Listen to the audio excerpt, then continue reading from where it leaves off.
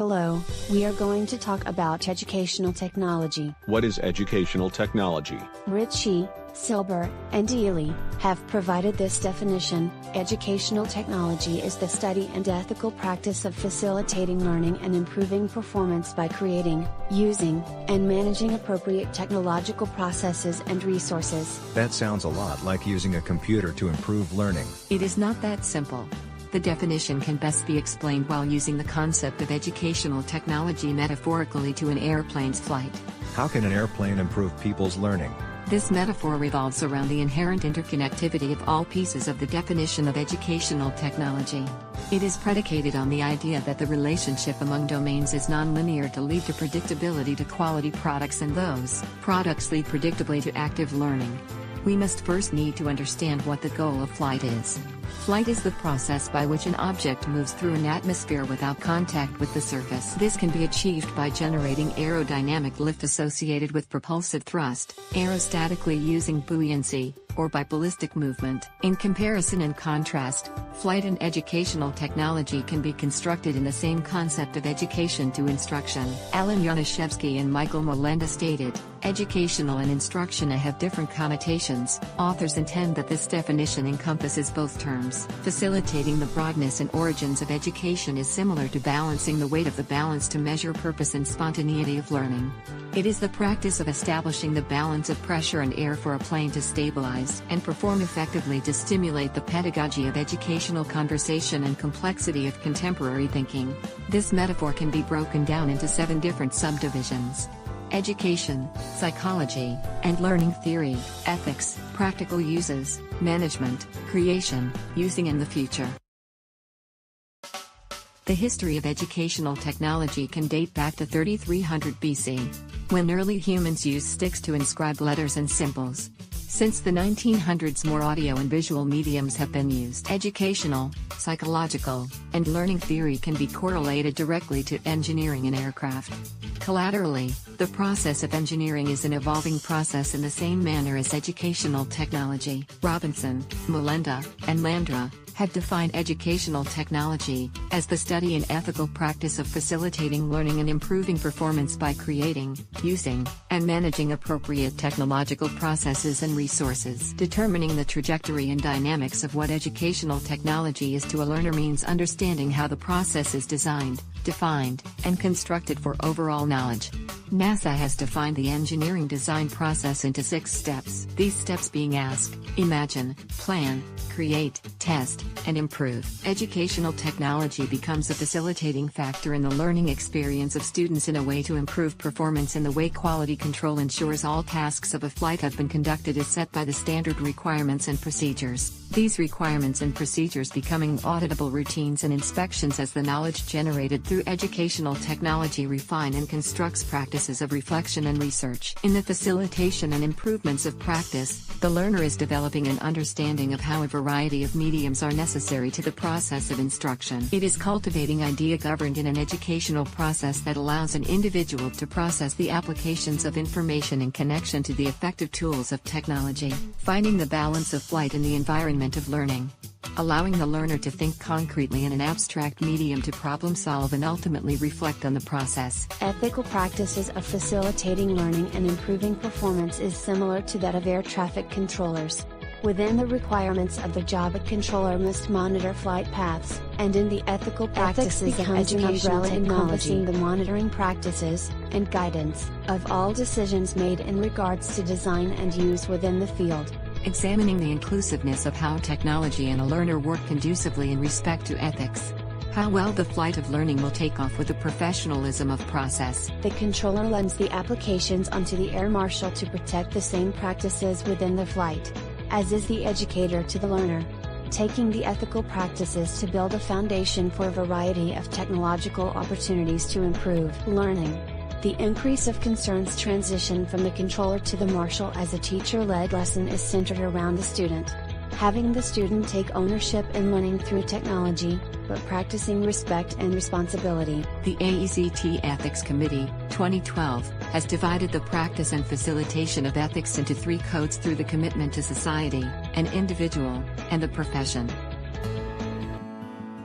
While on board the plane, Flight attendants are tasked with seating passengers, closing overhead bins, demonstrating appropriate security protocol and selling food or beverages. In this role, they act as both steward of travel and as an intermediary, moving between airline and customer, ensuring safety and comfort for the duration of the flight. Flight attendants are an integral feature of the experience. As we consider the scope of educational technology, it is clear that the technical processes, themselves, serve in this same capacity. They are necessary and routine, a keystone in effective implementation, guiding the design of educational technology output and instruction. One such process is the ADDIE model, considered to be at the forefront of cultivating curricula. This scaffold of analysis, design, development, implementation, and evaluation is deliberate and constantly encourages revision. It is used at every stage and in every corner of educational technology, much like flight attendants are readily available in flight. The plane is the physical hardware for a flight. In the absence of this tangible body, no flight can take place. Technology resources are thusly the physical hardware beneath the umbrella of educational technology. The term resources are vast, encompassing computers, iPads, smartphones, watches, other learning tools, places, both virtual and tangible, as well as the people who disseminate and interact within and around them. Cooperatively, teachers, field trips and materials fulfill the functions of being technology resources, so long as they are effective, efficient, and appropriate for the population in question. The construction of the plane is the process of assembly. Instructional design/creation, in terms of EdTech, is the quintessential assembly pieces, or building blocks. Just as poor aeronautic construction can crash an airplane, poor instructional design can result in a student's failure to accomplish learning and performance objectives. According to Forshey, Vilashika, and Stepich, 2014, the goal of instructional design or ISD is to create an instructional system, the purpose of which is to promote the acquisition of specified knowledge. Design methodologies stem from numerous different approaches, which can include aesthetic, engineering, psychological, etc., each of which can be employed to generate an effective environment for learning. Although there are many models of ISD, the ADDIE model remains one of the most common. Of all stages in the ISD process, the design stage has received the most attention from scholars. A wealth of research exists to help guide decisions made during the design process. Merlinda and Bolding state that design stage tasks can include creating unit objectives, deciding instructional topics, sequencing lessons, and developing specifications for assessments. Just as aeronautics construction may focus on the production of airplanes which serve different purposes, education professionals must also design courses that meet different objectives. Human Performance Technology or HPT is a related field to ISD. However, rather than focusing on acquiring knowledge, it focuses on achieving or improving performance goals. HPT focuses on providing individuals with the skills necessary to be successful in the context of their working environment. Therefore, HPT is a design model that is frequently used in the business world and rarely implemented in educational contexts. Materials need to be evaluated and selected based upon the learning objective, users, and media available. Some of the questions that need to be asked are: 1. Is the information accurate and up to date? 2. Is the material free from objectionable bias? Is the technical quality acceptable? Usability: do the learners have the required hardware and software available to learn from the material? 1. When placed on different media, do the colors, shapes, or content change? 2. Ease of learning. 3. Ease of remembering. 4. Visibility. Ultimately, the utilization of appropriate technology processes and resources is the goal of the field of educational technology. It occurs at the intersection of Problem Avenue and Solution Boulevard, or where the wheels of our plane land safely. One of the earliest responsibilities of professionals in the field of educational technology has been management. In the early years, this took the form of directing the operations of audio and instructional development processes became more complicated and larger scale. They had to master project management skills as well. As distance education programs based on information and communication technologies developed, educational technologists found themselves involved in delivery system management. In all of these managerial fields, there are some functions of personnel management and information management, referring to the issues of organizing the work of people in, planning and controlling the storage and processing of information in the course of managing projects or organizations. Prudent management also requires program evaluation. In the systems approach, this entails quality control measures to monitor results and quality assurance measures to enable continuous improvement of the management process. Managing educational technology has gone through several evolutions. The first guided the operation of audiovisual centers. Once the possibilities of computers and video were known, educational technologists needed to become project managers. After this, they became more involved with delivery management systems. Luggage screening and full body screening are one aspect of an airline's management system.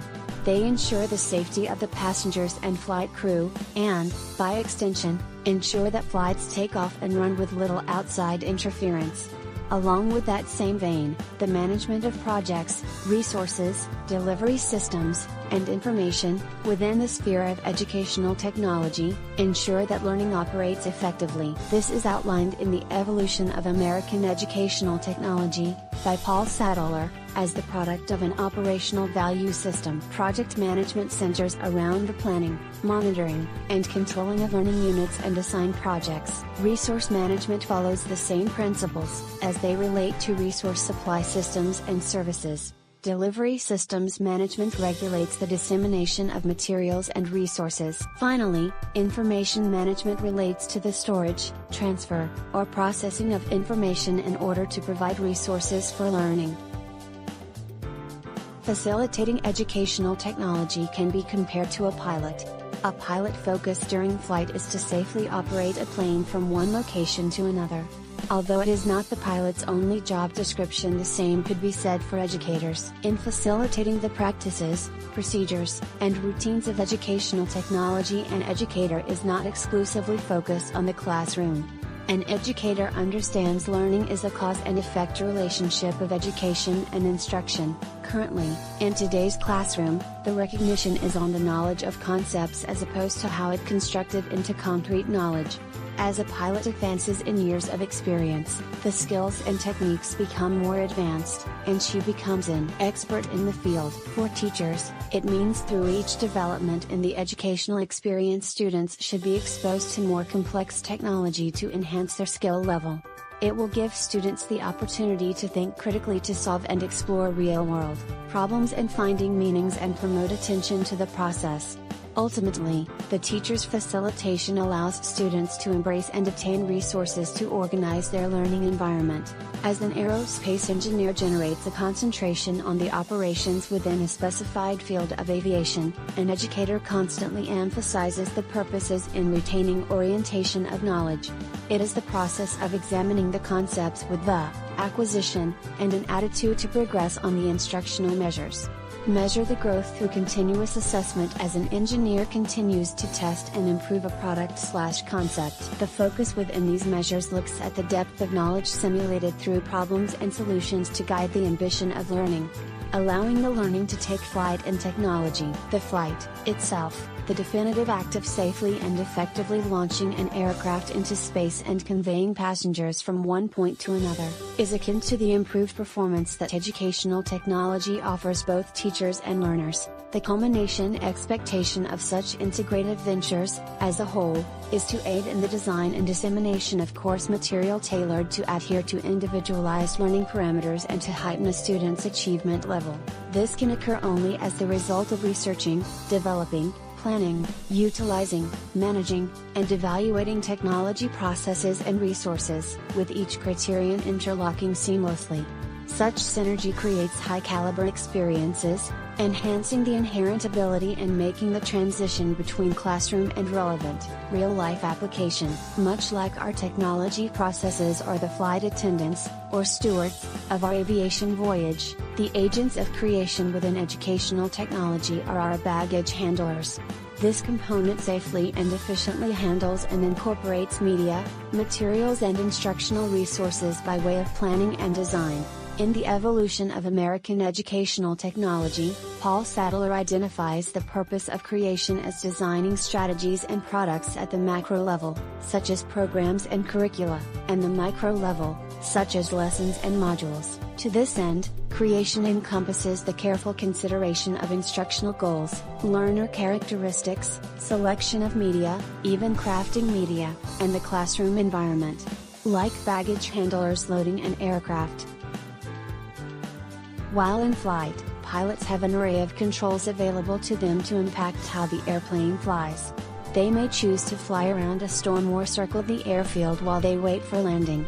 In EdTech, educational media are the tools instructors may select from in order to deliver content to students. Riget and Make would define educational media as modes of delivery systems or teaching and learning methods employed in an educational process. Simply put, educational media are any resource that is used for instructional purposes.